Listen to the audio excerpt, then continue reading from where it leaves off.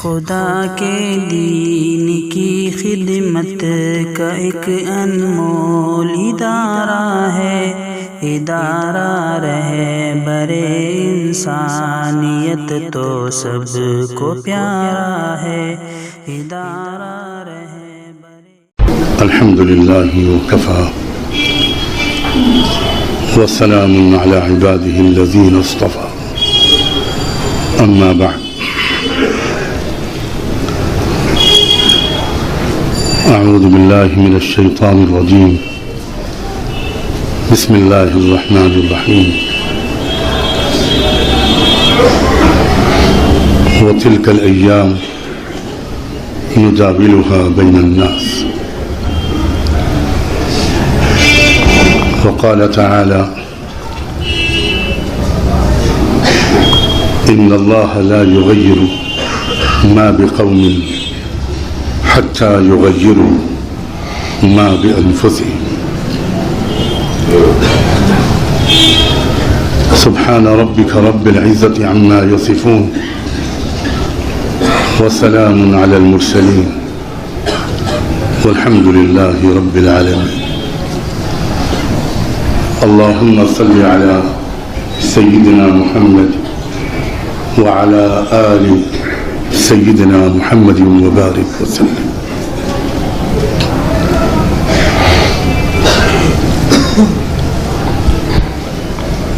بہت ہی محبت اور قدر و احترام کے لائق علماء کرام اور مستقبل کی امیدوں کا مرکز میرے نوجوان عزیزوں،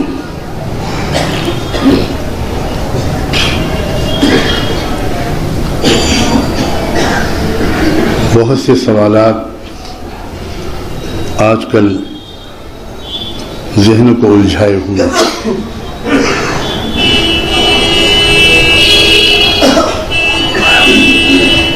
جس قسم کے حالات سے خاص طور پر امت مسلمہ گزر رہی ہے،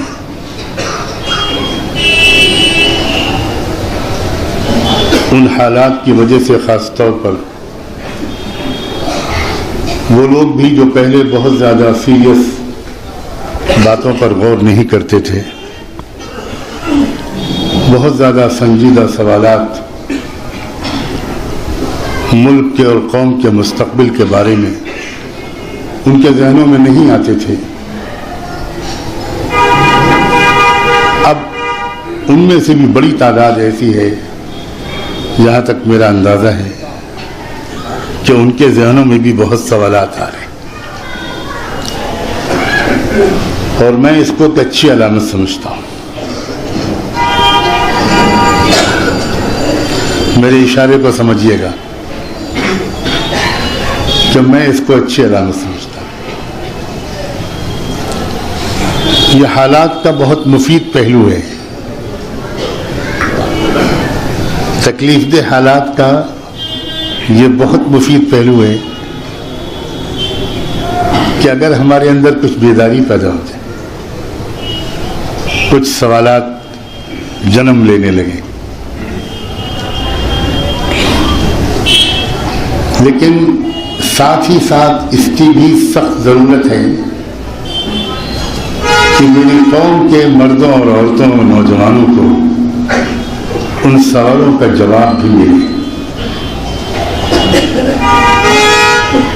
اور جواب بھی ایسا ہو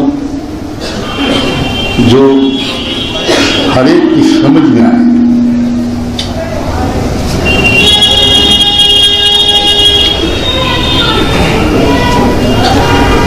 آج کی اس مجلس میں، اس محفل میں، جس میں مجھے آپ کے روشن چہروں کو دیکھ کر اور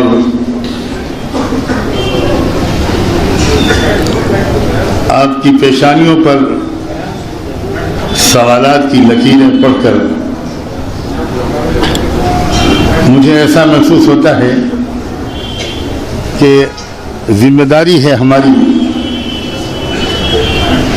کہ ہم کچھ پریکٹیکل جوابات آپ کی خدمت میں آپ کی بہت محبت اور احترام کے ساتھ پیش کریں۔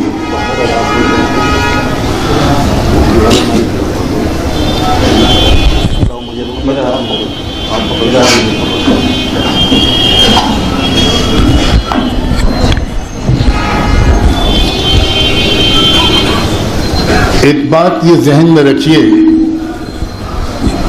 کہ کسی قوم کے حالات ہمیشہ یکساں نہیں رہتے۔ یہ اس دنیا کا وہ سسٹم ہے جس سسٹم پر اس دنیا کے چلانے والے رب نے اس دنیا کو چلانے کا فیصلہ کر رکھا ہے۔ کبھی کسی قوم کے حالات ہمیشہ ایک سے نہیں رہتے۔ دوسری بات یہ کہ اس دنیا اور کائنات کو چلانے والا جو رب ہے اس نے یہ بھی فیصلہ کر رکھا ہے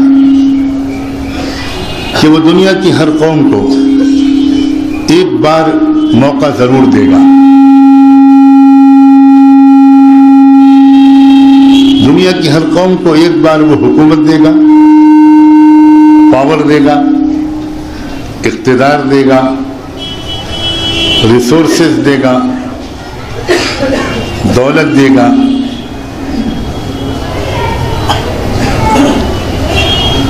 غلبہ اور طاقت دے گا۔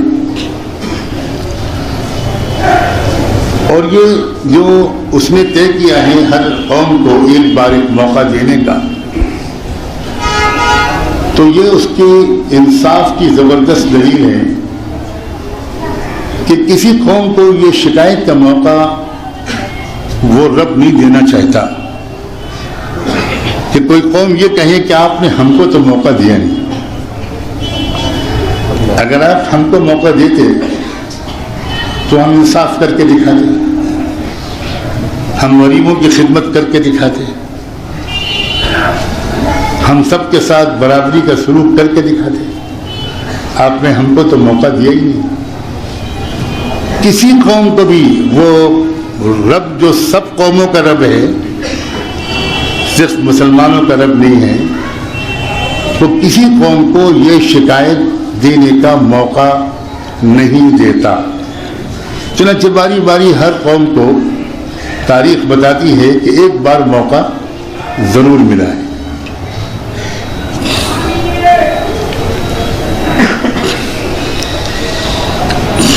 ایک لمبی مدت تک یہ موقع رحمت دو عالم صلی اللہ علیہ وآلہ وسلم کی امت کو ملا۔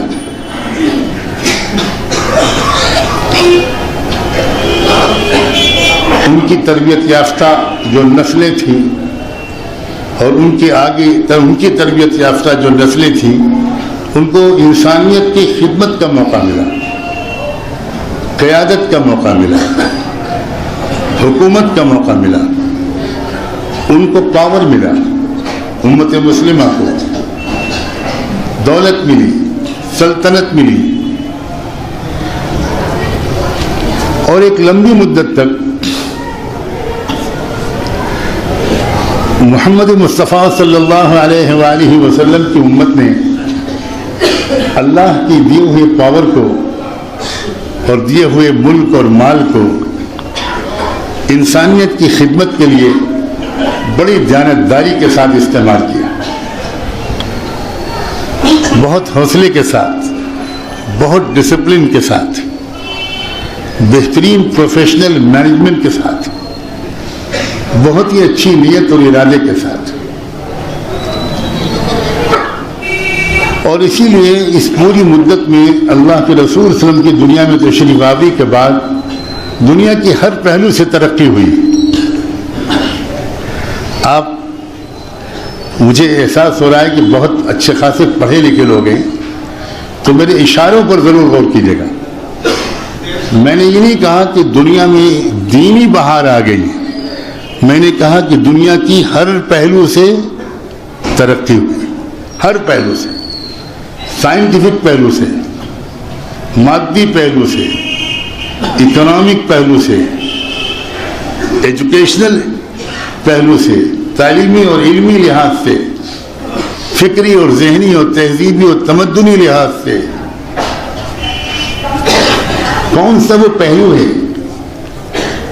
کاش کہ ہم لوگ کبھی کبھی تاریخ کے ان اوراق کو پلٹتے، اور ہمارے علماء کرام سے میری گزارش ہے کہ وہ اپنے جمعے وغیرہ کے بیانات میں خوب مطالعہ کر کے ٹھوس حوالوں کے ساتھ ہمارے نوجوانوں کو، خاص طور پر لڑکوں اور لڑکیوں کو یہ بتائیں کہ کیا دنیا میں بہار آئی محمد الرسول اللہ کے اصحاب اور اہل بیت اور تابعین اور ان کے شاگردوں کے ذریعے۔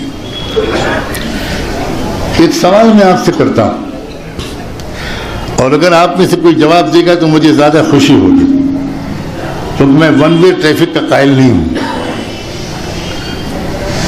آپ لوگوں نے ہم مولویوں کو ایسا بنا دیا ہے کہ ہم چوتھے پانچویں آسمان پہ بیٹھ کر آپ کو خطاب کرتے ہیں، اور آپ نیچے سے بیٹھ کر اوپر دیکھتے ہیں۔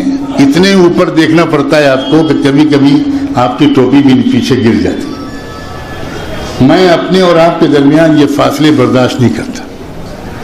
ہم اور آپ برابر ہیں، ہو سکتا ہے آپ ہم سے بہت آگے ہوں، اللہ سے بہت قریب ہوں، کون جانے، یہ تو قیامت کے دن پتہ چلے گا۔ یا آج دنیا میں کسی کے ٹوپی اور عمامے کو دیکھ کر کوئی فیصلہ نہیں کیا جا سکتا۔ اصل مسئلہ تو کیریکٹر کا ہے، کردار کا ہے۔ ایک سوال کرتا ہوں، دنیا ہزاروں سال سے چل رہی تھی، بلکہ شاید ہزاروں سے بھی زیادہ سالوں سے چل رہی تھی، یہ سائنٹیفک ترقی محمد رسول اللہ صلی اللہ علیہ وآلہ وسلم کے آنے کے بعد ہی کیوں شروع ہوئی؟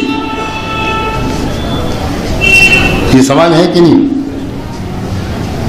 کیوں اس سے پہلے سائنٹیفک ترقی نہیں شروع ہوئی؟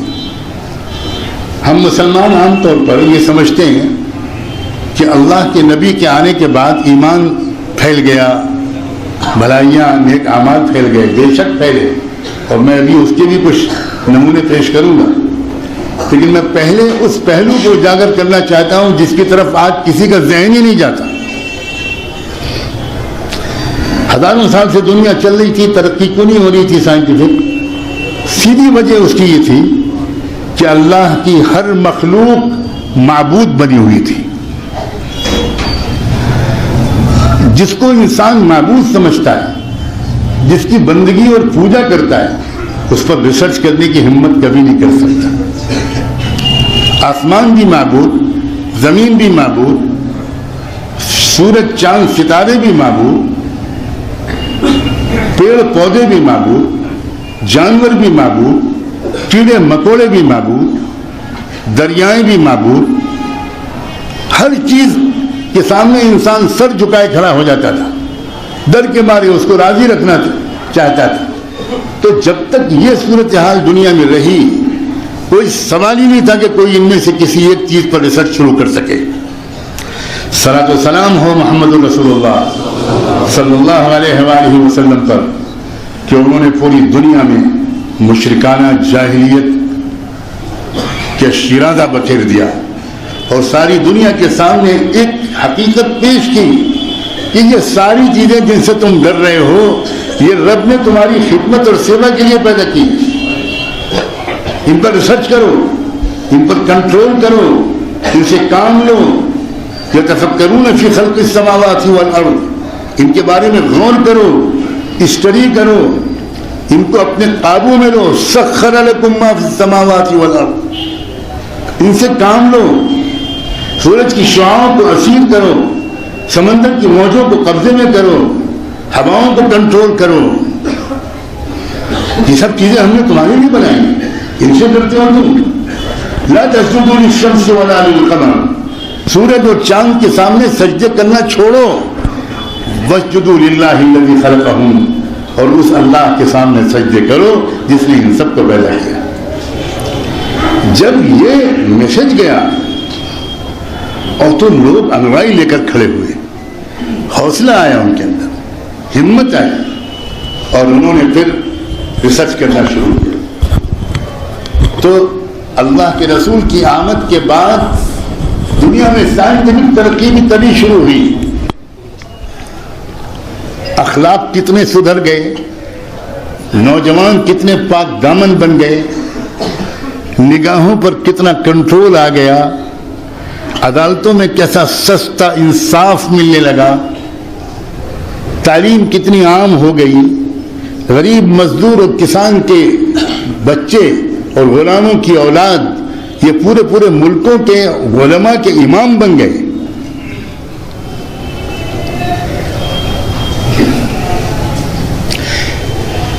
میں بات کو سمیٹتے ہوئے کہوں گا تاکہ بالکل ایک رخ پر بات رہے، تاکہ آپ کے ذہن میں ایک موضوع بیٹھ جائے، ادھر ادھر بات پھیلے نہ، اللہ کرے۔ میں کہنا ہی چاہ رہا ہوں کہ ایک موقع اللہ نے محمد رسول اللہ کی امت کو دیا، اور سلام ہو اس امت کے اس دور کی تاریخ پر کہ اس نے اس موقع سے بھرپور فائدہ اٹھایا، دنیا بدل دی، اخلاق کے لحاظ سے، تہذیب کے لحاظ سے، مینرز اور آداب کے لحاظ سے، علمی ترقی کے لحاظ سے، مادی ترقی کے لحاظ سے، صحت کے اصولوں پر ریسرچ کے لحاظ سے، جتنے بڑے بڑے میڈیکل نظریات آج ہیں، جن پر آج میڈیکل پریکٹس کی بنیاد ہے، 100%، میں 99% نہیں کہہ رہا ہوں، 100% یہ بزرگان دین اور علماء اور محققین ان کی سب کی تحقیق کے نتیجے میں۔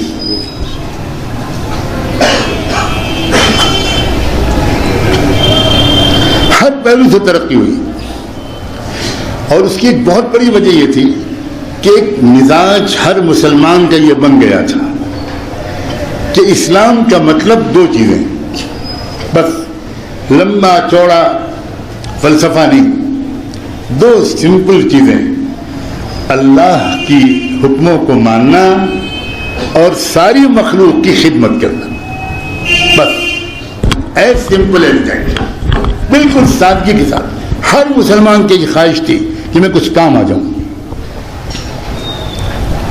غریب سے غریب لوگ وہ کچھ کنٹریبیوٹ کرنا چاہتے تھے، یہ گھٹی میں پلا دیا گیا تھا، اور اس کے نتیجہ یہ نکلا کہ تیزی کے ساتھ قوموں نے اسلام کو محبت کے ساتھ اپنانا شروع کر دیا۔ اسلام کا قائل ان کو نہیں کیا گیا، یہ بات میں بہت زور دے کر کہہ رہا ہوں۔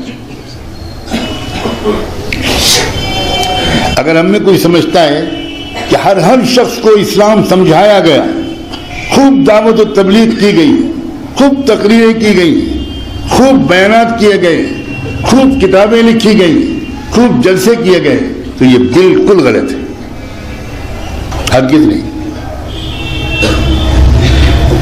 اتنا خوبصورت لگتا تھا وہ انسان، دنیا کے انسانوں کو اتنا پیارا آدمی لگتا تھا، انٹریکشن ہوتا تھا دنیا کے انسانوں کا مدینے کی تربیت یافتہ نسلوں سے۔ لوگ مدینے آتے تھے اور مدینے کے لوگ دنیا کے ملکوں میں جاتے تھے، تو وہاں وہ تو دیکھتے تھے، تاجر لوگ مدینے کے تاجروں کو دیکھ کر حیرت کرتے تھے کہ ایک ہم تاجر ہیں، ایک یہ تاجر ہے، ان کی تجارت میں دھوکہ نہیں ہے، ان کے کاروبار میں جھوٹ نہیں ہے، ان کے کاروبار میں خود غرضی نہیں ہے، ان کے کاروبار میں ٹرانسپیرنسی ہے، قانون کی بہت عملداری ہے۔ ایک ہم لوگ ہیں کہ ہم لوگ تو غلہ چھپا کر رکھ لیتے ہیں تاکہ جب شارٹیج ہوگی مارکیٹ میں تو زیادہ قیمت پر غلہ بیچیں گے، یہ دنیا کا عام دستور تھا اور آج بھی ہے۔ اور صحابہ کیا کرتے تھے؟ 20 واقعات ابن کثیر رحمۃ اللہ علیہ نے اپنی کتاب میں بیان کیے کہ جس مارکیٹ میں صحابہ جاتے تھے، وہ رومن امپائر کی مارکیٹ ہو، وہ پرشین امپائر کی مارکیٹ ہو، وہ ترکی مارکیٹ ہو، وہ انڈونیشیا، ملیشیا، سب کانٹیننٹ کی مارکیٹ ہو، چائنا کی مارکیٹ ہو، وہاں اگر وہ دیکھتے تھے کہ غلہ ذرا بہت کم ہو گیا ہے تو اپنے غلے کے دام کو آدھا کر دیتے تھے، اس سے بھی زیادہ۔ یہ پورا انڈونیشیا جو مسلمان ہوا، یہاں تو کسی نے دعوت نہیں دی، کوئی جماعت وہاں نہیں گئی، کوئی فوج وہاں نہیں گئی، کوئی لشکر وہاں نہیں گیا، کچھ نہیں ہوا. سامان تجارت لے کر صحابہ اور تابعین کا ایک قافلہ جو چائنا بھی جاتا تھا، انڈونیشیا، ملیشیا بھی جاتا تھا. یہ جزیرے تھے سمندر میں، سمندر کے سفر کرتے تھے، وہاں جاتے تھے. ایک بار جو وہاں گئے تو ان کا بڑا ڈسپلن طریقہ تھا کہ اس جزیرے کا جو بادشاہ تھا اس کے پہلے اس کے پاس جاتے تھے، چھپ چھپا کر نہیں، پہلے اس کے پاس جاتے تھے اور اس کے ہاں بتاتے تھے کہ ہم لوگ یہ مال لے کر آئے ہیں، یہ سامان لے کر آئے ہیں اور ہمیشہ کی طرح آئے ہیں، آپ کو اطلاع کرنا چاہتے ہیں، ہم آپ کی اجازت سے یہاں کی منڈی میں اس کو ہم سیل کریں گے. تو اس بادشاہ نے کہا کہ دیکھیں بھائی، آپ لوگ پہلے بھی آ چکے ہیں اور ہم آپ کو جانتے ہیں، اس لیے میرا ایک مشورہ ہے. ہمارے یہاں اس سال بڑا زبردست قحط پڑ گیا ہے، اس لیے آپ کو قیمت نہیں مل پائے گی، آپ کو بہت لاس ہوگا، اس لیے آپ ہمارے جزیرے کو چھوڑ دیجئے اور آپ اتنے میل دور جو فلاں جزیرے ہیں وہاں ایسی پریشانی نہیں ہے، آپ وہاں جا کر اپنا مال بیچیے. تو انہوں نے کہا کہ اچھا، پھر ہم لوگ ذرا مشورہ کر کے پھر آپ کو اطلاع کرتے ہیں. تو وہ لوگ تاجر لوگ بیٹھے آپس میں کہ بھئی اب کیا وہاں چلیں جیسا وہ کہہ رہے ہیں. تو ان تاجروں نے کہا کہ ہمارا خیال تو یہ ہے کہ جتنا پروفٹ یہاں مل جائے گا وہاں نہیں مل سکے گا. تو وہ حیران رہ گئے، کیا کہہ رہے ہو بھائی، لوگ یہاں آپ کو جو ایکچوئل پرائس ہے وہ پے نہیں کر پائیں گے اور آپ کہہ رہے ہو کہ پروفٹ ملے گا. تو ایک تاجر نے کہا کہ میں نے یہ ارادہ کر لیا ہے کہ میں اپنا پورا مال جو 300 اونٹوں پر مال تھا، یعنی 300 کنٹینر، وہ پورا مال میں بادشاہ سلامت کے پاس جا کر آپ کی اجازت سے یہ کہوں گا کہ بھائی جب یہاں شارٹیج ہے تو ہم اللہ سے اس کی قیمت لیں گے، آپ اس کو تمام ان لوگوں تک بٹوا دیجئے جن کے پاس غلہ اس سال پورا نہیں ہے. ایک آدمی نے کہا، جب ایک نے کہا تو دوسرے نے کہا کہ میں بھی یہی کرتا ہوں، تیسرے نے کہا میں بھی یہ کرتا ہوں، یہاں تک کہ وہ لوگ پھر بادشاہ کے پاس گئے اور بادشاہ سے جا کر یہ کہا کہ ہم لوگوں نے آپس میں مشورہ کیا ہے اور ہمارا خیال الٹا ہے، ہمیں وہ پروفٹ جو یہاں ملے گا وہ کہیں نہیں ملے گا. تو اس نے پھر حیرت سے کہا کہ بھائی آپ کیا بات کر رہے ہو، اس ملک کے حالات، اکنامک کنڈیشنز میں جانتا ہوں نا، میں یہاں کا رولر ہوں، آپ کو یہاں بہت لاس ہوگا.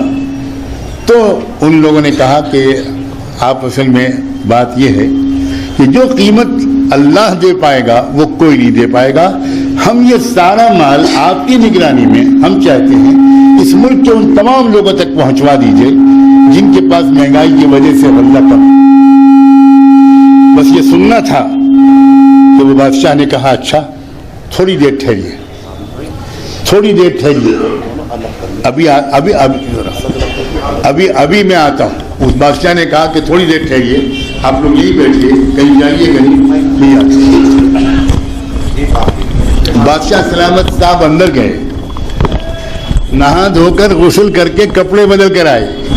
اب یہ لوگ حیران، یہ کیا ہوا، شاہی لباس اتار دیا اور عام لباس پہن لیا. اور انہوں نے کہا کہ بات یہ ہے، سب سے پہلے یہ غلے کی تقسیم تو میں بعد میں کرواؤں گا، پہلے آپ ہم کو کلمہ پڑھوا دیجیے. بادشاہ نے کلمہ پڑھا، صحابہ و تابعین نے نعرے تکبیر بلند کیا اور تکبیر جو بلند ہوئی تو جزیرے میں باہر آبادی میں آواز گئی شور کی، تو مرد اور عورتیں نکل آئے، بوڑھے اور جوان نکل آئے. کیا ہوا، کیا خیریت تو ہے، محل پہ کوئی حملہ تو نہیں ہو گیا؟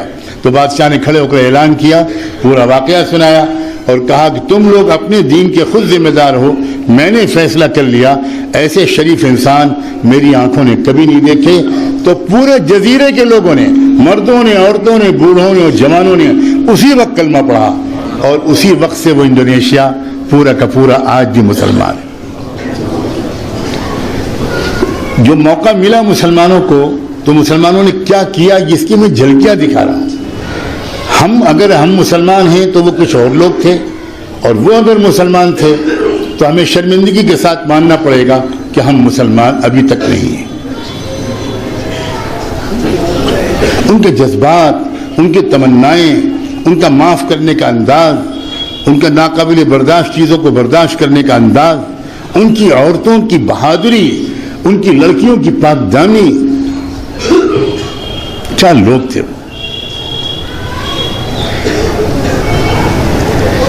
ایک صحابی مزدوری کرتے تھے، مزدوری کر کے اپنا پیٹ پالتے تھے، اپنا اور اپنی بیوی کا.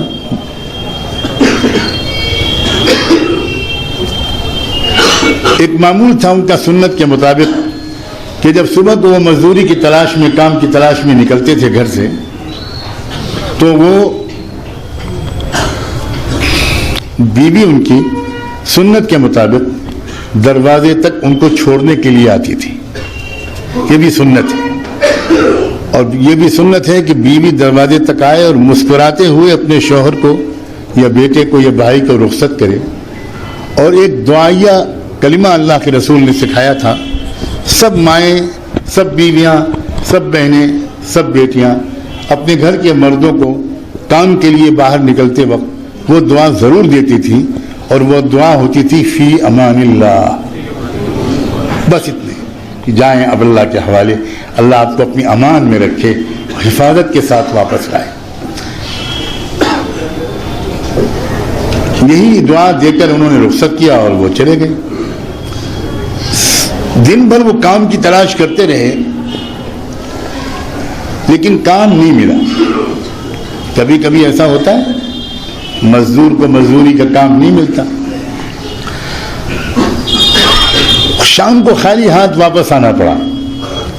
گھر آئے تو آ کر کہا کہ بھئی کچھ کھلاؤ، بہت بھوک لگی ہے. میں تو کچھ بھی نہیں کما پایا، آج کوئی کام ہی نہیں ملا، خالی ہاتھ آیا ہوں. تو بیوی نے بڑی اداسی کے ساتھ کہا کہ آپ سے تو میں کل ہی بتا چکی تھی کہ جو کچھ گھر میں تھوڑا بہت تھا وہ کل تک ختم ہو چکا تھا، اب کچھ بچا نہیں، ایک بھی دانہ نہیں ہے، میں کیا پکاؤں. تو شوہر اپنی تکلیف کو برداشت کر لیتا تھا، لیکن محبت کی وجہ سے بیوی کی تکلیف کو دیکھ کر اس کا دل ٹوٹ گیا.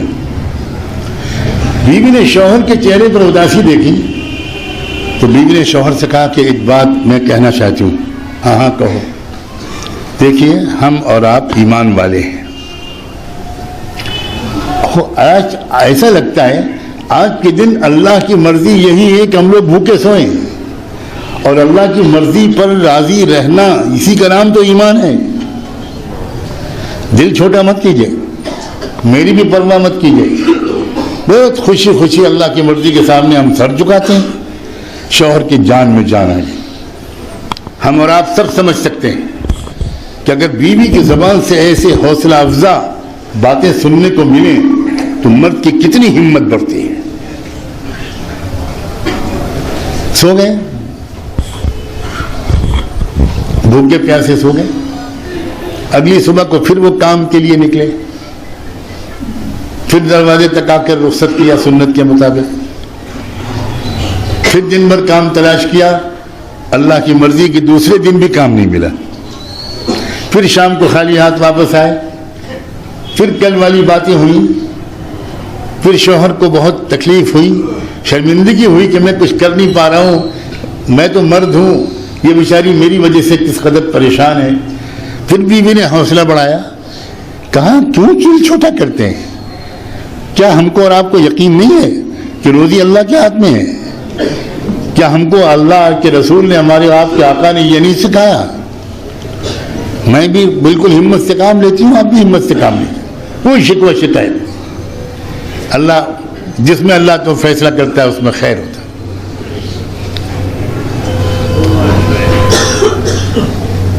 تیسرے دن پھر اسی طرح وہ نکلے. بیوی نے اسی طرح دروازے تک آ کر رخصت کیا، دعائیں دے کر مسکراتے ہوئے. تیسرے دن بھی اللہ کی عجیب و غریب مرضی کہ کام نہیں ملنے والا تھا، لیکن آج ایک نئی بات ہوئی. یہ جو نکلے دروازے سے چند قدم ابھی چلے تھے کہ بیوی نے پکارا، اور پکار کر یہ کہا کہ ایک بات کہنا بھول گئی تھی، ذرا واپس آئیے. واپس آئے. کیا بات ہے؟ بیوی نے کہا کہ اصل میں آپ سے کہنا ہی چاہتی تھی کہ 2 دن 2 راتیں تو ہو گئے, آج تیسرا دن ہے. خدا نہ خواستہ, اللہ نہ کرے, آج بھی اگر آپ کو کوئی کام نہ ملے تو میرے خیال سے کوئی حرام لقمہ لے کر مت آئیے گا. میں تیسری رات بھی سو جاؤں گی بھوکی, لیکن اللہ کے واسطے حرام لقمہ لے کر نہ آئیے. کیا لوگ تھے وہ, سوچو ذرا, کیا لوگ تھے, کیا ہمت تھی, کیا تقوی تھا. سلام ہو اس عورت کی وفاداری پر, اس کی ہمت پر. یہ کیریکٹر دنیا کی قومیں جب دیکھتی تھیں تو اسلام قبول کرتی تھی. کوئی ان کو اسلام کی طرف اس طرح بلاتا نہیں تھا. راہ چلتے لوگ حیران ہو جاتے تھے. مزدوروں کو دیکھ کر لوگ کلمہ پڑھتے تھے, کسانوں کو دیکھ کر کلمہ پڑھتے تھے, شاعر لوگ شاعروں کو دیکھ کر کلمہ پڑھتے تھے, سپاہی لوگ سپاہیوں کو دیکھ کر کلمہ پڑھتے تھے, نوجوان لوگ نوجوانوں کی پاک دامنی کو دیکھ کر کلمہ پڑھتے تھے. اور پھر یہی ذاتی اخلاق نہیں, جس ملک میں گئے, جس علاقے میں گئے, اس کو ترقی دی, اس کو ہرا بھرا بنایا. بہت کم لوگوں کو یہ بات معلوم ہے کہ ایگریکلچرل ترقی, کھیتی کی ترقی صرف شروع کے 50 سال میں اتنی ہوئی جتنی کہ 500 سال میں نہیں ہوئی. حضرت عمر رضی اللہ تعالیٰ عنہ نے اعلان کیا کہ سرکار دو عالم کو میں نے خود کہتے ہوئے سنا ہے, من احیا ارضا میتا فہی لہ, جو جتنی بھی زمین تم کو ملے بنجر, اس زمین پر جو کھیتی کرے گا وہ زمین کا مالک بنے گا. یہ ہے ملک کی پیداوار میں ترقی, یہ ہے ویلتھ کریشن, یہ ہے سرمایہ کا صحیح طور پر پیدا کرنا. غلطی سے ہم لوگ جو دین کو سمجھ رہے ہیں وہ کچھ اس طرح سمجھ رہے ہیں کہ جو زیادہ پریکٹیکل نہیں لگتا. ایسی باتیں ہم دین کے بیان کرنے والے کرتے ہیں کہ عام طور پر لوگ سمجھتے ہیں کہ بھئی اس پر کون عمل کر پائے گا. یہ بات صحیح نہیں ہے, یہ بالکل صحیح بات نہیں ہے. سیدنا عمر نے تو مکانات کے نقشے بنانے والے بھیجے کہ مکان اس طرح بنایا کرو, اس طرح کا اس کے اندر کراس وینٹیلیشن ہونا چاہیے, ہوا اس طرح جانی چاہیے, روشنی اس طرح آر پار ہونی چاہیے, دریا کے کنارے مکان بناؤ, فلاں جگہ پر مسجد بناؤ. جب کوفہ انہوں نے آباد کیا تو یہ ہے ٹاؤن پلاننگ, یہ ہے ٹاؤن ڈیولپمنٹ کا پورا منصوبہ. اسی کے نتیجے میں دنیا میں ترقی ہوئی. بھائی پوری دنیا نالیوں کے سسٹم نہیں جانتی تھی, انڈر گراؤنڈ ڈرینیج تو کسی خواب میں نہیں دیکھا تھا. یہ خلافت بنو امیہ میں شروع ہوا, اور وہ بھی کیسے شروع ہوا, بیماری ہوئی, ایک طبیب صاحب کو بھیجا گیا, ان طبیب صاحب نے جا کر تشخیص کی کہ اس محلے میں جو چند لوگ بیمار ہوئے ہیں اس کی وجہ یہ ہے کہ گھروں کا استعمال شدہ پانی وہ باہر پھیل گیا ہے, اس کی وجہ سے بیماریاں پھیلی ہیں. حکومت نے فوراً بجٹ پاس کیا اور اعلان کیا کہ پورے ملک میں انڈر گراؤنڈ نالیاں بنائی جائیں. اور مسلمانوں نے کیا کنٹریبیوشن کیا ہے, اللہ اکبر. یعنی ہر مسئلے کے لیے اپنے مال کو وقف کرنا, مال کو عیاشیوں کے لیے خرچ کرنا سچے مسلمانوں کا کام نہیں تھا اور سچے مسلمانوں کا کام نہیں ہے. اور آج کے مسلمانوں کی بہت بڑی خرابی یہ ہے کہ وہ مال کو معاشرے کی ترقی کے لیے خرچ کرنے کے بجائے اپنے چچولوں میں خرچ کرتے ہیں, دکھاوے میں خرچ کرتے ہیں. یہ بالکل اسلام کے خلاف ہے, یہ 100% اسلام کے خلاف ہے. تو جب موقع ملا امت کو تو امت نے کیا کیا کیا, ایسا کیا کہ قسطنطنیہ جو ترکی میں ہے, یورپ کا بہت سا علاقہ, افریقہ کے بہت سے خطے, ان سارے علاقوں کے اندر اوقاف کیے گئے. مسلمانوں نے اپنے مال کو وقف کیا. اتنی لمبی فہرست سے اوقاف کی کہ 26 جلدوں میں اوقاف کی فہرست آئی ہے, اور ایک ایک جلد 2-3 ہزار صفحے کی ہے. اور اس میں کیا ہے, یہ وقف آئے کے لیے, یہ وقف جو ہے یہ سینے کے بیماروں کے علاج کے لیے, یہ وقف آنکھ کے بیماروں کے علاج کے لیے, یہ وقف نوجوانوں کی شادیوں کے لیے, یہ وقف فلاں کے لیے. یہاں تک کہ ریپیٹیشن ہونے لگا, ایک ہی کام کے لیے بہت سے وقف ہونے لگے. تو حکومت نے یہ آرڈر دیا کہ بھائی اب کوئی شخص اپنی مرضی سے وقف نہ کرے. اب پہلے وہ سرکاری دفتر میں پوچھے کہ میں اپنے مال کو وقف کرنا چاہتی ہوں انسانیت کے بھلے کے لیے, انسانیت کی ترقی کے لیے, تو میں کس چیز پر وقف کروں, یہ مجھے گائیڈ کیجئے. پابندی لگ گئی کہ جس نے سرکاری دفتر سے پوچھے بغیر اپنی مرضی سے وقف کر دیا, وقف جو آفس ہے وہ اس کو قبول نہیں کرے گا. تو ایک خاتون نے خط لکھا, اس کے بہت بڑے جو انچارج تھے وقف ڈپارٹمنٹ کے, وہ بہت بڑے محدث تھے شیخ مزی رحمۃ اللہ علیہ, ان کو خط لکھا کہ میں وقف کرنا چاہتی ہوں اتنا مال, اتنے باغ, اور میں کیا کروں, کاہے کے لیے کہاں وقف کروں تاکہ میرا رب مجھ سے راضی ہو جائے اور انسانیت کو کچھ فائدہ پہنچ جائے. تو محدث مزی نے جو جواب لکھا وہ میں نے خود دمشق کی لائبریری میں اپنی آنکھوں سے پڑھا. اس جواب میں لکھا ہوا ہے کہ انسانوں کی تمام تکلیفوں کے لیے اوقاف ہو چکے ہیں, لیکن جو پرندے آتے ہیں یورپ سے برف باری کے موسم میں 4 مہینے کے لیے, وہ کم سردی کی وجہ سے آتے ہیں, وہ ان پرندوں کی خدمت, دانے پانی اور علاج کے لیے وقف کی ضرورت ہے. ہماری سفارش یہ ہے کہ آپ ان پرندوں کے لیے وقف کر دیں. آپ بتاؤ, کوئی قوم اگر ایسا بھلا سوچے گی دنیا کی, تو دنیا کی قومیں اس سے نفرت کریں گی, اس کو سر پر نہیں بٹھائیں گی, اس کی عزت نہیں کریں گی. اب میں ہسٹری کے بیان کو تھوڑا مختصر کرتے ہوئے کہتا ہوں, ایک زمانہ ایسا آیا کہ مسلمانوں میں وہ بدترین بگاڑ آ گئے جنہوں وہ ساری اصلی خوبیاں چلی گئیں. رہ گئی رسم ازاں روح بلالی نہ رہی.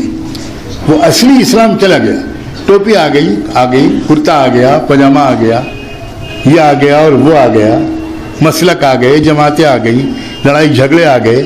لیکن جو اصلی اسلام ہے, سخاوت, ہمدردی, غریبوں کی محبت, بڑوں کا ادب, راستے کو صاف رکھنا, نگاہوں پر قابو رکھنا, ناقابل برداشت چیزوں کو برداشت کرنا, نفرتوں کا جواب محبت سے دینا, پڑوسیوں کا خیال رکھنا, وغیرہ وغیرہ, جو اصل اسلام کی روح ہے, جب یہ نکل گئی اور ہمارے حکمرانوں, بادشاہوں, نوابوں, جاگیرداروں, صوبیداروں, سپہ سالاروں اور عام لوگوں کے اندر عیاشیاں, شراب و کباب, ناچ گانا, جوا, ڈھول تماشا آ گیا, تو پھر کیا ہوا؟ اب سنو وہ بات جو میں کہنا چاہتا تھا. اللہ نے بہت بڑا کرم کیا کہ مسلمانوں کو حکومت کے اسٹیج سے نیچے اتار دی. میں جان بوجھ کر کہہ رہا ہوں, بہت بڑا کرم کیا. آپ حیرت ہو رہے ہوں گے کہ یہ کرم کہاں, ہی تو سزا ہے. جی نہیں, کرم کیا, کیونکہ اللہ کو یہ گوارا ہے اور اللہ کو یہ گوارا تھا کہ دنیا کی دوسری قومیں مسلمانوں کو ماریں, لیکن اللہ کو یہ گوارا نہیں ہے کہ اللہ کے محبوب کا لایا ہوا یہ پیارا دین مسلمانوں کی بدماشیوں کی وجہ سے بدنام ہو. یہ اللہ کو گوارا نہیں, اس لیے ہم اتارے گئے ہیں اسٹیج سے, اور بہت انصاف کیا اللہ نے. اب اس کے بعد جس کی باری تھی, ہم جب اتارے گئے تو میں نے پہلے بھی کہا تھا کہ ہر قوم کی تو ایک مرتبہ باری لگتی ہے. تو یورپ والوں کی باری آئی. مسلمانوں کے زوال کے بعد باری کس کی آئی؟ یورپ والوں کی باری. اب جب یورپ والوں کی باری آئی تو بہت سے دنیا میں لوگوں نے سمجھا کہ بھئی اب بہت ترقی ہوگی, کیونکہ یہ لوگ تو بہت تھینک یو اور سوری بولتے ہیں. یہ تو بہت ڈسپلن, بہت سیولائز لوگ ہیں. تو یہ تو اب تو دنیا میں ترقی ہوگی. مگر اب کیا ترقی یورپ کے آنے کے بعد ہوئی ہے لوگوں؟ اللہ اکبر. ترقی یہ ہوئی ہے کہ اولاد کو بوڑھے ماں باپ کی خدمت کا اس کے پاس موقع نہیں رہا. اب کتے کو ٹہلانے کے لیے وقت ہے, لیکن بوڑھی موم کو اسپتال لے جانے کے لیے بیٹے کے پاس وقت نہیں ہے. یہ یورپ کی ترقی ہے.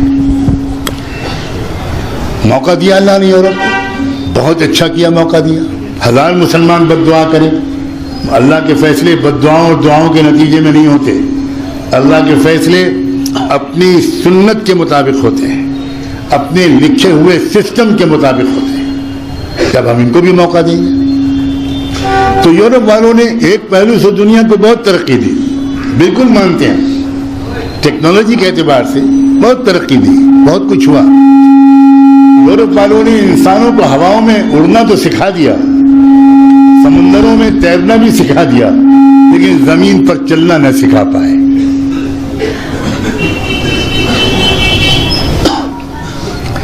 آج کیا حالت ہے؟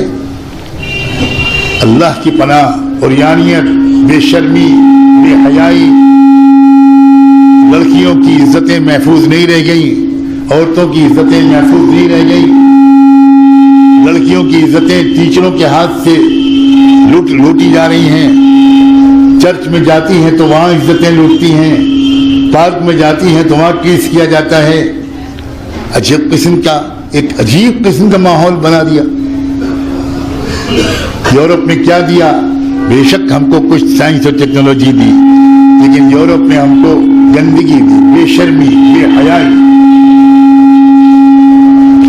خود غرضی، اور عجیب قوموں کا مزاج بدل گیا ہے۔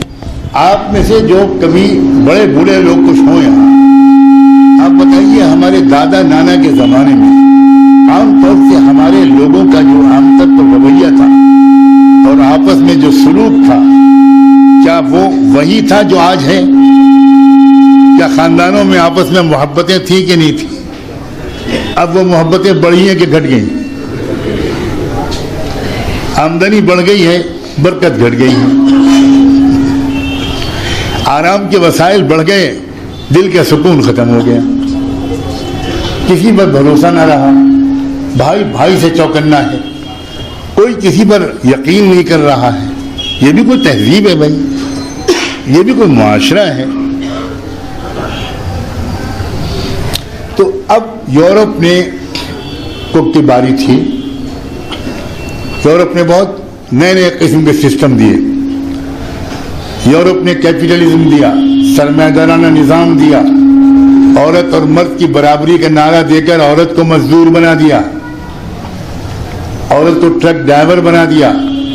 اسلام نے کہا تھا عورت سے کہ تم گھر کی رانی ہو، مرد تمہارا خادم ہے، سارا ذمہ داری مرد کی ہے، ایمرجنسی حالات کے سوا تم کو کبھی بھی بریڈ اینڈ بٹر کی فکر نہیں کرنی۔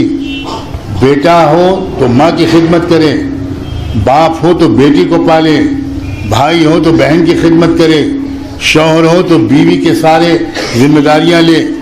اے ملکہ، اے رانی، تم گھر میں ایک صاف ستھری پاکیزہ نسل کو تیار کرو، یہ دنیا کا سب سے بڑا کام ہے۔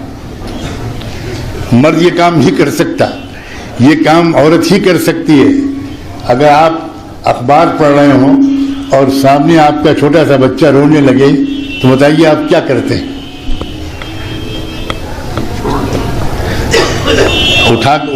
اخبار چھوڑ کر بچے کو گود میں لے کے پیار کرتے ہیں یا پکارتے ہیں ارے بھائی کہاں ہو، اٹھا کے لے آؤ جلدی سے، کتنی اہم خبر پڑھ رہا ہوں۔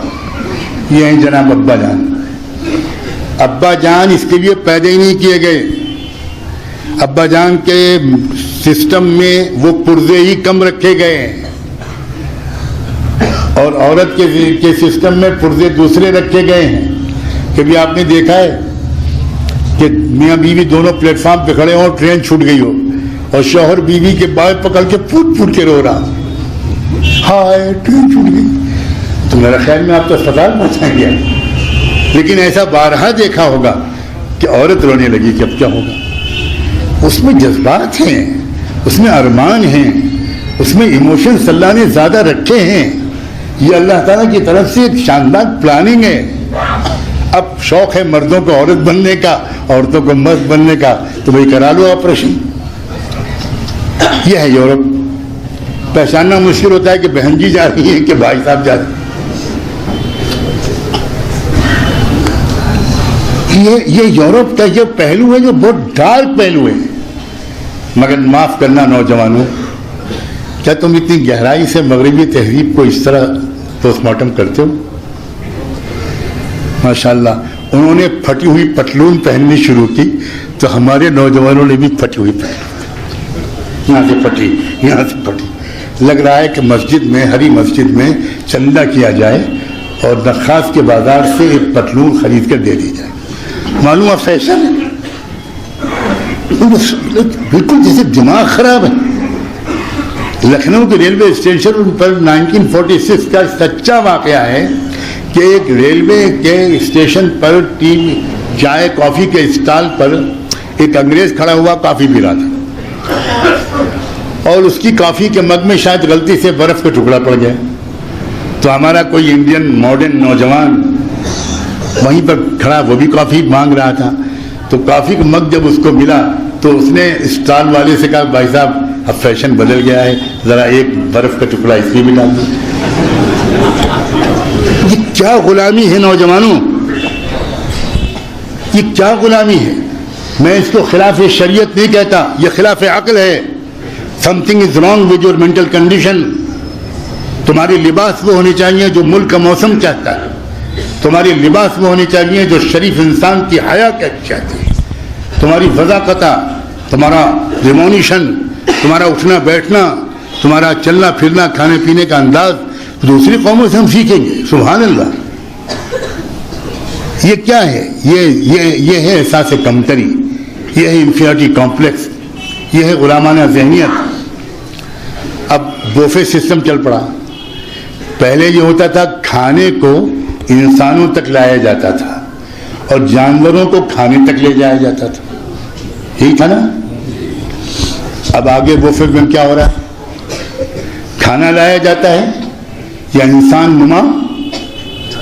میں نہیں کہہ رہا ہوں، دیکھیں یہ آپ کہہ رہے ہیں مجھے اتنی بھیڑ میں سے نکل کے جانا ہے. میں نے جب انسان نما کہا تو آپ کیا کسی بزرگ نے کہا جانور؟ میں تو ڈرپوک آدمی ہوں، میں کیسے آپ کو جانور کہہ دوں؟ لیکن واقعی یہ جانور پنا ہے. یہ کیا ہے بھائی؟ یہ بلائنڈلی فالو کرنا. ایسی قوم دنیا کی قیادت نہیں کر سکتی. اس کو کوئی حق نہیں ہے کہ دنیا کی قیادت کرے. جو ہر چیز میں محتاج ہو، ہر چیز میں احساس کمتری میں مبتلا ہو، ہر چیز میں انفیریٹی کمپلیکس اس کے اندر ہو، اس کو اپنی تہذیب پر اعتماد نہ ہو، اس کی اپنی ویلیوز اور قدروں پر کوئی بھروسہ نہ ہو، ہرگز ایسی قوم قیادت کے لیے لائق نہیں. اور ایسی میں 50 مثالیں دے سکتا ہوں. لیکن میں اب ایک اور بات کہنا چاہتا ہوں. عالمی سطح پر یورپ کو موقع دیا گیا اور اس کا جو انجام ہوا وہ ساری دنیا جانتی ہے. کیا حال ہوتا جا رہا ہے، کتنی بینکرپسی بڑھ رہی ہے، کتنی بے روزگاری بڑھ رہی ہے، کتنا انفلیشن بڑھ رہا ہے، کتنی مہنگائی بڑھ رہی ہے، کیا ہو رہا ہے دنیا میں، کتنی جنگیں، قتل و غارت گری، کتنی کڈنیپنگ، کتنی ریپنگ، کتنی کیا کیا جرائم بڑھ رہے ہیں. یہ عالمی سطح پر. ہمارے ملک کی سطح پر بھی اللہ کا یہی سسٹم چل رہا ہے. کوئی کچھ بھی چاہے لیکن اللہ اس ملک کے بسنے والی قوم کو موقع دے گا. سمجھ رہے ہیں آپ؟ بالکل. فناظر کیف تعملون، قرآن نے کہا ہے فناظر کیف تعملون. ہم تم کو بھی حکومت دیں گے، ہم پاور دیں گے. حکومت دینا اللہ کا کام ہے. قل اللہم مالک الملک تؤتی الملک من تشاء وتنزع الملک ممن تشاء وتعز من تشاء وتذل من تشاء. اللہ تعالیٰ نے ایک موقع دیا، اس لیے کہ بہت شکایت ہوتی ہے ان کو بھی کہ بھئی ہم تو دنیا کی سب سے پہلی قوم ہے اور ہم کو ابھی تک موقع نہیں ملا، تو ہم کو موقع دیجئے. تو آپ کی اور ہماری تمام خواہشات کے باوجود اللہ تعالیٰ نے ہم کو موقع دے دیا. لیکن اس موقع کا وہ کیسا استعمال کر رہے ہیں اس پر کسی تبصرے کی ضرورت ہے. کاش کہ وہ اس سے بہتر استعمال کرتے. ہماری نیک تمنائیں ان کے ساتھ ہوتی، لیکن وہ جس طرح اس موقع کا استعمال کر رہے ہیں اس سے معلوم ہو رہا ہے کہ سنبھال نہیں پائیں گے. بہت ایروگنس، بہت غرور، بہت گھمنڈ، بہت تکبر، بہت ظلم. اور یہ جو قوم کرے گی، وہ مسلمان نے کیا تو مسلمان کو کان پکڑ کے اللہ نے اسٹیج سے اتار دیا، کوئی پرواہ اللہ نے نہیں کی. بالکل وہ دنیا کی جو قوم بھی کرے. یاد رکھیں کفر کے ساتھ دنیا میں اللہ تعالیٰ ہزاروں سال زندہ رکھ سکتا ہے. کفر کی سزا دنیا میں نہیں ملتی، لیکن ظلم کا موقع اللہ زیادہ نہیں دیتا، اللہ زیادہ نہیں دیتا۔ اب آپ پریشان ہیں اس ظلم کو سن سن کر، پڑھ پڑھ کر، دیکھ دیکھ کر، اور اب وہ اسی بات پر میں اپنی بات ختم کروں گا جو میں آخری اصل پیغام آپ کو دینا چاہتا تھا۔ اچھی طرح سمجھ لیجئے کہ جتنا جتنا یہ ظلم بڑھ رہا ہے، ملک کے حقیقی مسائل بری طرح نظر انداز ہو رہے ہیں کہ نہیں ہو رہے ہیں؟ کیوں بھائی یہ مضمون بہت اونچا تو نہیں ہے؟ ملک کے جو حقیقی مسائل ہیں ان کو کوئی ایڈریس ہی نہیں کر رہا ہے۔ اگر ملک کے حقیقی مسائل کی طرف توجہ ہوتی بجائے ظلم کے، تو 12 لاکھ کسانوں نے خودکشی نہ کی ہوتی۔ کتنے دکھ کی بات ہے، مجھے بہت دکھ اس بات کا ہے کہ ہم مسلمانوں نے، ہم دینداروں نے، ہم علماء نے کسانوں کی خودکشی کی خبر پر بھی ہمارے آنکھوں سے آنسو نہیں آتے۔ یہ بہت خطرناک، اس کا اسلام سے کوئی تعلق نہیں۔ صرف مسلمان کی ماب لنچنگ پر ہم کو دکھ ہو، اور ہمارا انسانی بھائی وہ جو بیچارہ زمین پر محنت کر کے ہم کو غلہ کھلاتا ہے، وہ 1-2 ہزار نہیں، اب تک 12 لاکھ سرکاری اعداد و شمار کے مطابق خودکشی کر چکے ہیں، اور ہماری آنکھ میں کبھی آنسو نہ آئے، ہماری پریشانی پر کبھی بل نہ آئے۔ ملک کے حقیقی مسائل نظر انداز ہو رہے ہیں، غریبوں کا علاج نہیں ہو پا رہا، نوجوانوں کو روزگار نہیں مل پا رہا، اچھی اور سستی تعلیم نہیں مل پا رہی، سستا انصاف عدالتوں میں نہیں مل پا رہا، خبریں صحیح طور پر نہیں پہنچائی جا رہی، سخت تفریق کی اور ڈسکریمنیشن کیا جا رہا ہے۔ تو ایک طریقہ یہ ہے کہ اس کے خلاف آپ زندہ باد مردہ باد کریں، ایک طریقہ اور ہے، اور میں اب اس پر زور دے کر آپ کو اس کے لیے توجہ دلاؤں گا۔ دیکھیے، یہ خلا ہے پورے ملک میں، اس خلا کو کاش کے رحمت دو عالم کے امتی خلوص و محبت اور جذبہ خدمت کے ساتھ پر کریں تو یہ ملک انشاءاللہ آپ کا ہوگا۔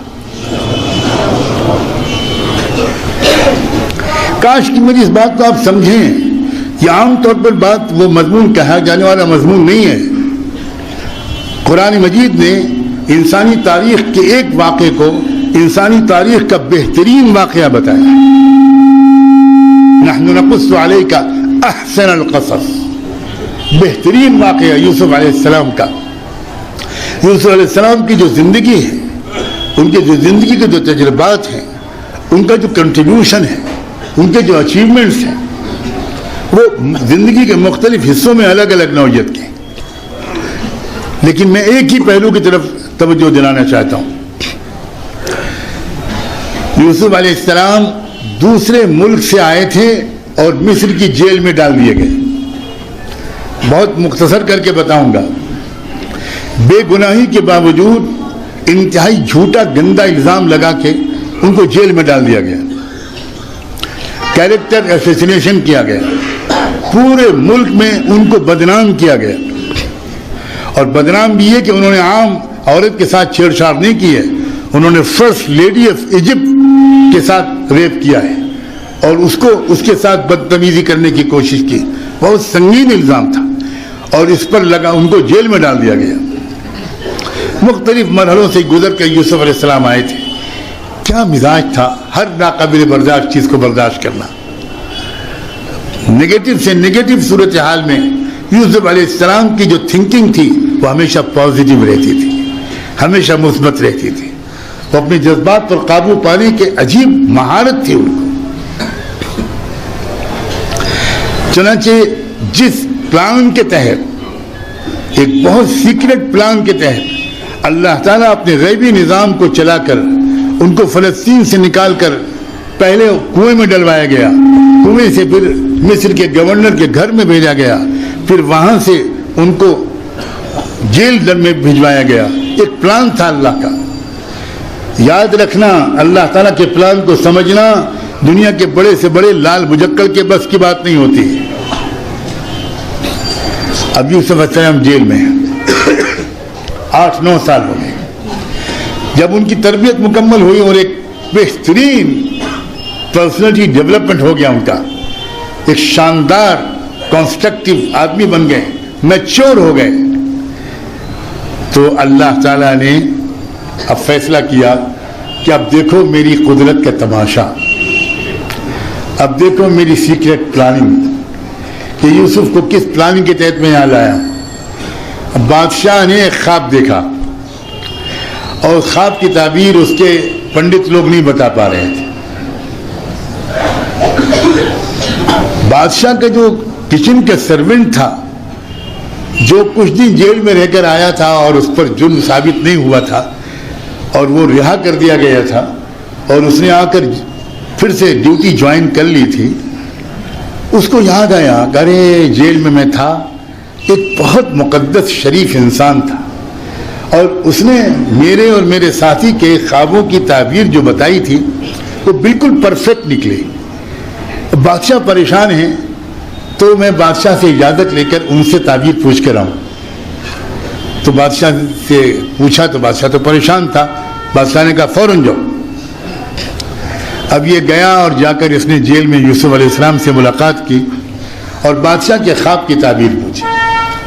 साफ साफ ये बताया कि नहीं बताया कि ये बादशाह का ख्वाब है, ये कुरान में जिक्र नहीं, लेकिन ख्वाब बताया और ख्वाब की ताबीर पूछी। यूसुफ अलैहिस्सलाम ने ख्वाब की ताबीर बताई और बताया, ये जो कुछ बताया उसका खुलासा ये था कि देखिए अगले 14 साल मिस्र में बहुत क्रूशल है। 7 साल तो अच्छी पैदावार होगी, उसके अगले 7 साल पैदावार नहीं हो पाएगी। इसलिए मेरा मशवरा है, खाली ताबीर नहीं बताई, मशवरा ये है कि 7 साल की जो क्रॉप्स हैं, जो प्रोडक्शन है, जो गल्ले की पैदावार है, उसको इस तरीके के साथ प्रोफेशनल अंदाज से कंज्यूम किया जाए कि ये 7 साल के बजाय 14 साल तक काम करे। और तरकीब भी बताई कि गल्ले के अंदर से बालियों के अंदर से गेहूं का दाना उतना ही निकाला जाए जितना 1 साल की ज़रूरत है, क्योंकि बालियों के अंदर दाना रहेगा तो वो कीड़े नहीं लगेंगे, अगर निकल गया तो वो ख़राब हो जाएगा। कितनी साइंटिफिक और प्रोफेशनल तरकीब है। यूसुफ अलैहिस्सलाम ने ये नहीं कहा कि तुम ये वजीफा पढ़ के फूंक देना। जी, हमारे यहाँ लोग आमतौर पर बस बोतल ही लेकर आते हैं, सब मक्कारियाँ करते रहे, छू हो गया सब, लाहौल बना पूछते। ये हमारे पड़ोस के पंडितों का असर आया है। इस्लाम बेशक दुआ पर यकीन रखता है, आयात कलाम की मौजिज़ाना ताकत पर यकीन रखता है, लेकिन इस्लाम ये कहता है पहले जो कर सकते हो करो, उसके बाद अल्लाह से दुआ मांगो। सुनाते यूसुफ अलैहिस्सलाम ने तरकीब बताई, वो शख्स आया, ताबीर भी बता दी और वो मशवरा भी पहुंचा दिया। अब बादशाह तो ये सुनकर हैरान रह गया कि भाई ये तो कोई गैर मामूली आदमी है, इसने ताबीर भी बताई और मेरे मसले का, मेरे मुल्क के क्राइसिस का हल भी बता दिया। हालांकि ये तो जेल में पड़ा हुआ है, इसको तो गुस्सा होना चाहिए था। आप समझ रहे हो बात, ये कौन कैरेक्टर का आदमी है। तो बादशाह ने फौरन महसूस किया और कहा कि भाई इसको रिहा करो, मैं रिहाई का हुक्म सादिर करता हूँ, फौरन जाओ। सरकारी अफसरों को भेजा और कहा कि फौरी तौर पर जेल से निकाल कर बाइज्जत रिहाई के साथ यहाँ मेरे पास लाओ। अब जेल के ऑफिसर्स के पास पहुँचे, बादशाह के ऑफिसर्स, और रिहाई का परवाना साथ में। यूसुफ अलैहिस्सलाम को तलब किया गया, मुबारकबाद दी। कहे कि मुबारकबाद दे रहे हो?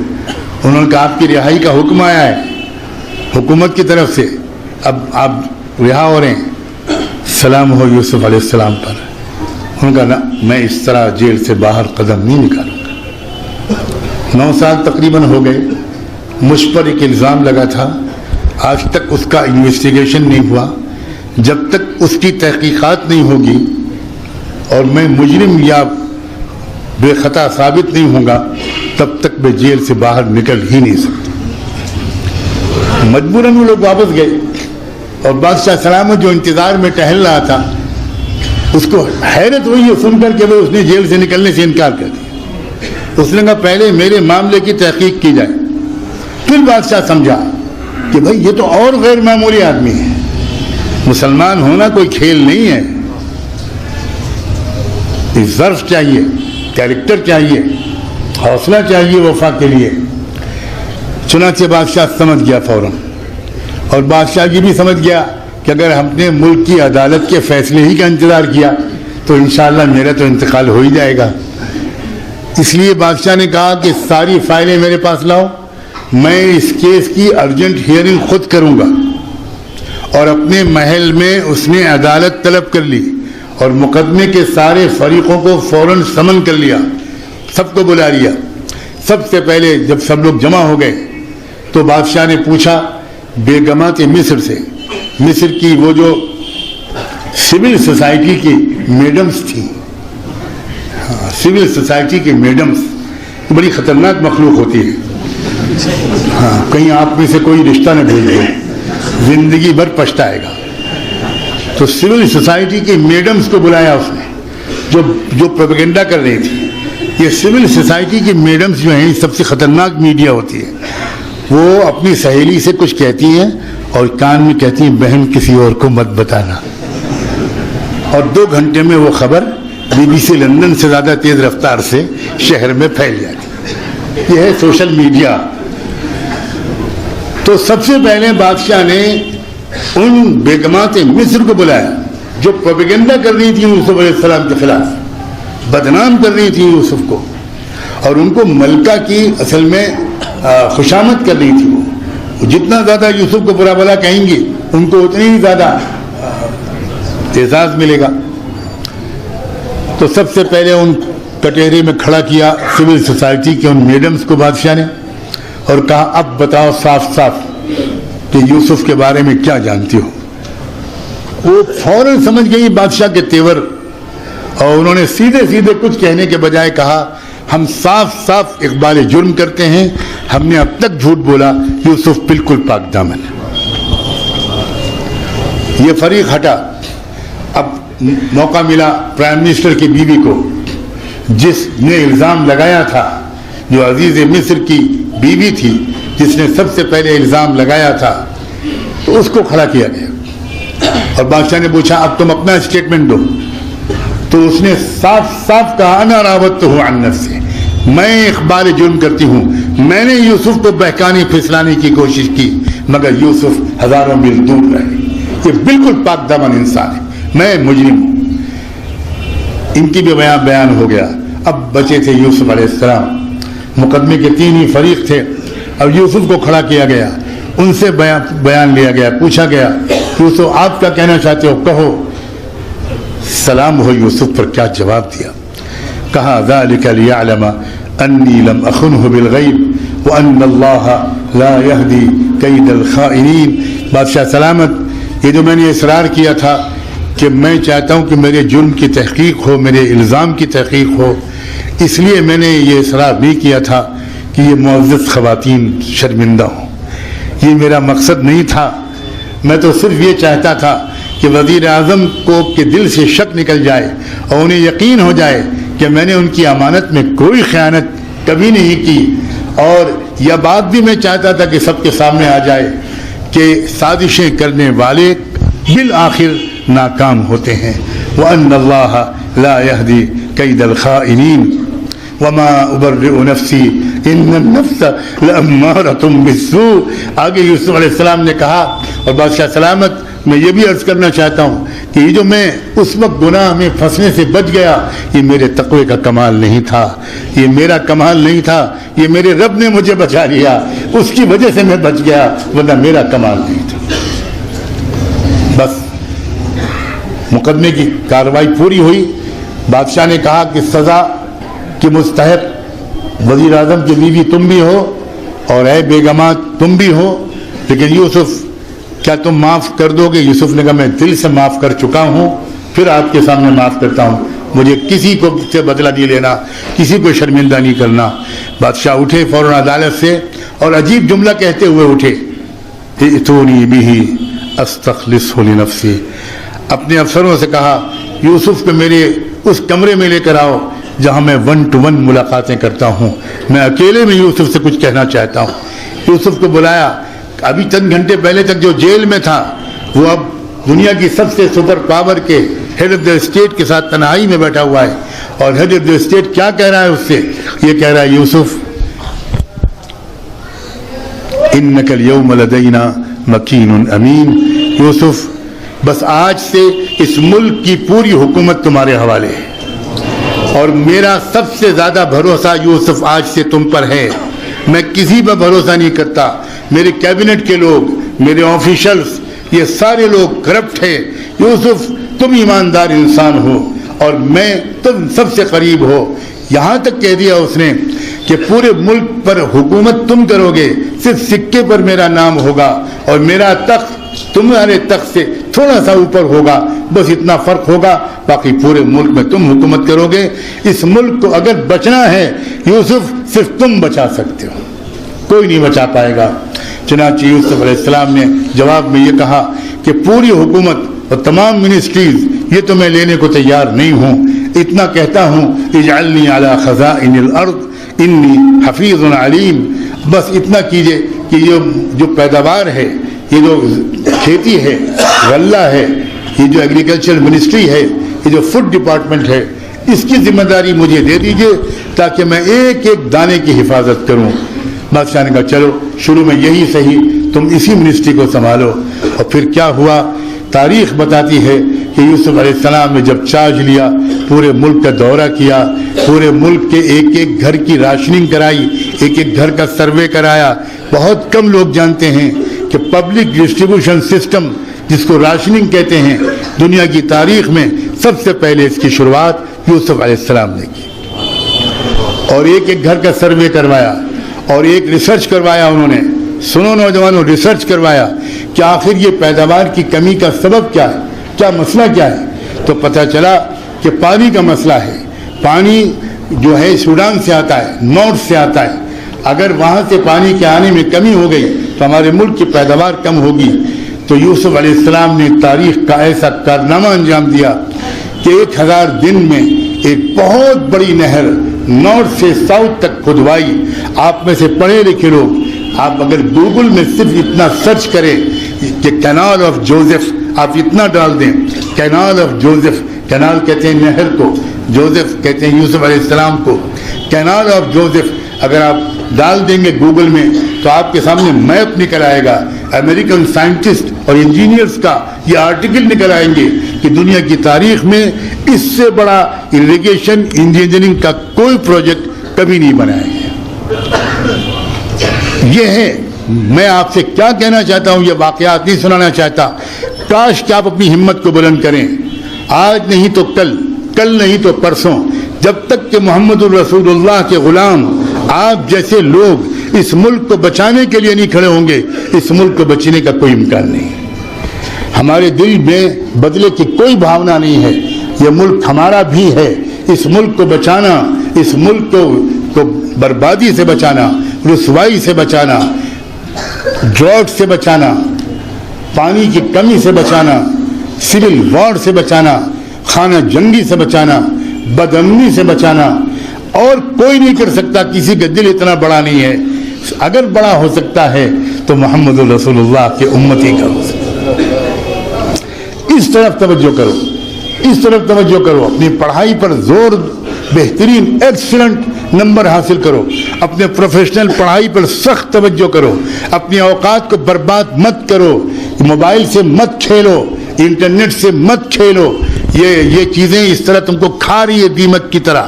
اپنے ٹائم کی حفاظت کرو، اپنی ایکیڈمکس میں ترقی کرو، بہترین سائنٹسٹ بنو، بہترین میتھمیٹیشین بنو، بہترین ایگریکلچر سائنس پر ریسرچ کرو، اور سینکڑوں اور چیزیں ہیں جن کی اس ملک کو ضرورت ہے۔ میں زیادہ وقت نہیں لینا چاہتا، ورنہ میں اللہ کا بہت بڑا کرم ہے اور یہ اس کی توفیق ہے کہ میں خالی ایک مولوی نہیں ہوں، میں تمام مسائل پر نظر رکھنے کی کوشش کرتا ہوں، اس بات کی کوشش کرتا ہوں، پچھلے 6 مہینے سے اس پر ریسرچ کر رہا ہوں کہ آسام میں ہر سال سیلاب کیوں آتا ہے، کیا ریزن ہے کہ برہم پتر دریا میں ہر سال سیلاب آتا ہے، کیوں بہار میں ہر سال سیلاب آتا ہے، اس کے سائنٹیفک وجہیں ہیں اور وہ دور کی جا سکتی ہیں۔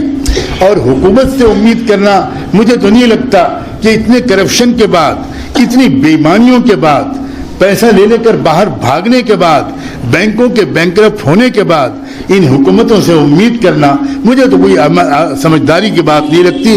ہم خود کیوں نہ کھڑے ہوں، اور میں آپ کو لگ رہا ہوں کہ میں بہت اونچی بات کر رہا ہوں، آپ محلے کے لیول پر شروع کیجئے، آپ نیبرہڈ کے لیول پر شروع کیجئے، آپ اپنے پڑوس کے لیول پر شروع کیجئے، کچھ بچوں کو تعلیم دیجئے، کچھ مریضوں کا علاج کرائیے، کچھ جیل میں پھنسے ہوئے قیدیوں کی رہائی کا انتظام کروائیے، کچھ ایسے پازیٹیو کنسٹرکٹیو کام کیجئے جس سے آپ کے اندر سیلف کانفیڈنس بھی آئے گا، آپ کے ریلیشنز بھی اچھے ہوں گے۔ اور ایک اور آخری بات، جس دن اللہ یہ دیکھ لے گا کہ ایک گروپ تیار ہو گیا ہے جو ملک کو ایمانداری کے ساتھ مینج کر سکتا ہے، اللہ کو دیر نہیں لگے گی اس ملک کی حکومت اس گروپ کے حوالے کرنے۔ یاد رکھنا کہ اللہ کر سکتا ہے، آپ کیوں یہ محسوس کرتے ہو کہ اللہ نہیں کر سکتا؟ اتنا ضرور خیال رکھنا کہ اللہ کی سسٹم کا پہیہ اکثر الٹا چلتا ہے۔ نہیں سمجھے آپ لوگ؟ یوسف علیہ السلام کو لانا تو تھا فلسطین سے اٹھا کر مصر کا رولر بنانا تھا، تو کیا انہوں نے کوئی پولیٹیکل پارٹی بنائی، کوئی تحریک چلائی؟ الٹا چلا، بھیجے گئے گھر سے کنویں میں ڈال دیے گئے، اور کنویں سے پھر گورنر کے نوکر بن گئے، اور وہاں سے جیل۔ کوئی بھی سمجھ سکتا ہے، پریڈکٹ کر سکتا تھا، پیشن گوئی کر سکتا تھا کہ یہی یوسف مصر کا نجات دہندہ اور حکمراں بنے گا؟ اللہ کی جو پلاننگ ہوتی ہے وہ الٹی ہوتی ہے، اسی میں لوگ دھوکے میں آتے ہیں۔ اللہ تعالیٰ ظلم کرنے والوں کو موقع دیتا ہے، اور ظلم کرنے والے سمجھتے ہیں کہ بس کوئی ہے ہی نہیں، بس اب ہم ہی سب کچھ ہیں، انا ربکم الاعلی، ہم ہی خدا ہیں، ہم سب کچھ کر سکتے ہیں۔ لیکن اللہ تعالیٰ کی پلاننگ کو لوگ سمجھتے نہیں۔ وَمَكَرُوا وَمَكَرَ اللَّهُ وَاللَّهُ خَيْرُ الْمَاكِرِينَ إِنَّهُمْ يَكِيدُونَ كَيْدًا وَأَكِيدُ كَيْدًا۔ اللہ کا پہیہ الٹا چلتا ہے، یاد رکھنا۔ اور اچانک کلائمیکس جب سامنے آتا ہے تو دنیا حیران رہ جاتی ہے کہ ہم کیا سوچ رہے تھے، انجام کیا نکلا۔ مجھے بتایا گیا کہ بڑی تعداد میں یہاں مستورات اور عورتیں اور لڑکیاں موجود ہیں۔ میرا یہ ایک جملہ ان کے لیے بھی ہے، ایک جملہ ان کے لیے بھی، یاد رکھنا، قوموں کی ترقی میں، قوموں کے اندر طاقت کے توازن کی تبدیلی میں، قوموں کو امن اور انصاف کے دلانے میں تاریخ یہ بتاتی ہے کہ عورتوں کا حصہ مردوں سے کم نہیں رہا ہے، بلکہ بار بار ایسا ہوا ہے کہ عورتوں کا حصہ مردوں سے زیادہ ہو گیا۔ یہ ہم مردوں کا بہت بڑا قصور ہے کہ ہم اپنی بیٹیوں کی اس طرح کی تربیت نہیں کرتے، ہم اپنے گھر کی عورتوں کی اس طرح کی ذہن سازی نہیں کرتے۔ یہ ہمارا بہت بڑا ظلم ہے اپنے گھر کی عورتوں پر۔ اچھی طرح خیال رکھیں، ہماری بیٹیاں اپنے اوقات کی حفاظت کریں، اچھی تعلیم دونوں قسم کی حاصل کریں، قرآن مجید کو سمجھ کر پڑھنے کی کوشش کریں۔ کتنا ظلم کر رہے ہیں ہم اور آپ کے پاس ایک واٹس ایپ میسج ایسا آ جائے جو کمپیوٹر لینگویج میں ہو، جو آپ سمجھ نہ پا رہے ہوں، آپ چین سے بیٹھیں گے؟ آپ فوراً ڈیکوڈ کروائیں گے کسی سے کہ بھائی ذرا بتاؤ اس میں کیا لکھا ہے۔ کمال ہے، لاکھوں کروڑوں مسلمان قرآن نہیں سمجھ سکتے، مگر ان کے ذہن میں کبھی شرمندگی نہیں پیدا ہوتی، کبھی سوال نہیں پیدا ہوتا، کیسے مسلمان ہیں آپ؟ مجھے کہنے کی اجازت تو، آپ کیسے مسلمان ہیں؟ اللہ کی طرف سے لکھے ہوئے خطوط ہیں آپ کے نام، اللہ نے محبت سے آپ کو مخاطب کیا ہے۔ دو طرح کے لفافوں پر پتے لکھے ہیں، کچھ لفافوں پر لکھا یا ایھا الذین آمنوا، کچھ لفافوں پر پتہ لکھا یا ایھا الناس۔ ہمیں پتہ ہی نہیں کہ اللہ کیا کہہ رہا ہے، کچھ خبر ہی نہیں ہم کو۔ نہیں بھائی، اپنی 24 گھنٹے کی زندگی کو ری آرگنائز کرو، تھوڑا سا آدھا گھنٹہ 1 گھنٹہ قرآن کے پڑھنے میں لگاؤ، ناظرہ پڑھو، ایک صفحہ آدھا صفحہ اچھی طرح پڑھو، اچھی طرح پڑھو، اور ترجمہ بھی پڑھو، سمجھو کہ قرآن کیا کہہ رہا ہے۔ اور بچیوں سے بھی کہتا ہوں، لڑکی مستورات سے بھی کہتا ہوں، تاریخ میں مستورات نے بہت بڑے بڑے کارنامے انجام دیے، بہت بڑے بڑے کارنامے انجام دیے، اور ہر لائن کے کارنامے انجام دیے۔ قرآن و حدیث کے علم کے سلسلے میں بھی دنیا کی تاریخ کی انتہائی لمبی نہر ایک عورت نے کھدوائی، زبیدہ نے۔ ایک عورت کو خواب میں بشارت ہوئی، عورت کو کیوں بشارت ہوئی؟ क्यों इशारा किया गया? पता चला अल्लाह के रसूल की ख़ास तवज्जो उस ज़माने की पाक दामन और नेक ख़वातीन पर भी रहती थी। तो हमारी बच्चियों के अंदर भी ये सलीका आना चाहिए और ये हौसले आने चाहिए, क्योंकि बड़े बड़े प्रोग्राम हमारे नौजवानों के जहन में हैं ही नहीं। मुल्क को बचाना, इंसानियत को बचाना ना नौजवानों के जहन में है ना औरतों के जहन में, इसलिए गंदी गंदी बातें जहनों में घूमती रहती हैं, इसलिए नहायत पस्त किस्म की बातें घूमती रहती हैं। जिसके जहन प्रीऑक्युपाइड होंगे और जिसके जहन में पहले से ऊंची ऊंची बातें होंगी, इंशाअल्लाह उन बाजारी बातों से वो बिल्कुल महफूज रहेगा। मुझे उम्मीद है कि आप सब ने इन बातों को अमल की नीयत से सुना होगा। खुदा के लिए इस पर अमल कीजिए, खुदा के लिए अमल कीजिए, अमल कीजिए। अल्लाह के शुक्र है हमने अपने यहाँ महाराष्ट्र में, जहाँ मैं आजकल रहता हूँ, बाकायदा पूरे मुल्क में आवाज़ लगाई है। हर इलाके से लोग मुझसे पहले से वक्त लेकर इस सोशल वर्क की तरबियत लेने के लिए आ रहे हैं। कभी कहीं से 40 लोग आते हैं, कहीं से 20 लोग आते हैं, कहीं से 50 लोग आते हैं। उनकी तरबियत दी जाती है कि कैसे आपको अपनी नेबरहुड की पूरी एक खिदमत करनी है। उनको तरबियत देकर उनके इलाके में भेजते हैं और फिर वो इस इलाके के अंदर अल्लाह का शुक्र है काम कर रहे हैं। बड़े गैर मामूली नतीजे निकले हैं। हमें दूसरों को खाली मलामत करने के बजाय खुद इस मुल्क को हर तरह के जुल्म और हर तरह के ज़वाल व इन्हितात से बचाने के लिए उठना होगा, इसलिए कि हम उम्मत रसूल हैं। हमारी सबसे बड़ी ज़िम्मेदारी है। अल्लाह ताला इस ज़िम्मेदारी का एहसास और इसकी अदायगी का सलीक़ा हम सबको अता फरमाए। जज़ाकुमुल्लाहु ताला। इदारा रहे बरे इंसानियत तो सबको प्यार